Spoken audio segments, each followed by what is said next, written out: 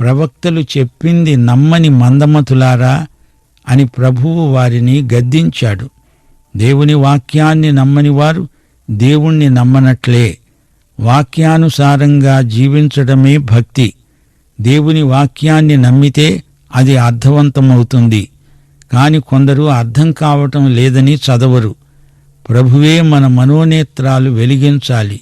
లేకపోతే వాక్య సత్యాలు ఒక పట్టాన అర్థం కావు.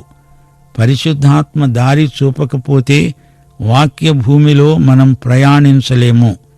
నీ వాక్యమందలి ఆశ్చర్యకరమైన విషయాలు నేను చూడగలుగునట్లు నా కన్నులు తెరువు అని దావీదు ప్రార్థించాడు. లూకాసు వార్త 24వ అధ్యాయం 36 నుండి 45వ వచనం వరకు దేవుని వాక్యమును గైకొనడం ఎంత ముఖ్యమో మనం గుర్తించగలం. వారు ఈలాగు మాట్లాడుతూ ఉండగా ఆయన వారి మధ్యన నిలిచి, మీకు సమాధానమగునుగాక అని వారితో అన్నాడు. అయితే వారు దిగులుపడి భయాక్రాంతులై భూతము తమకు కనపడిందని తలంచారు.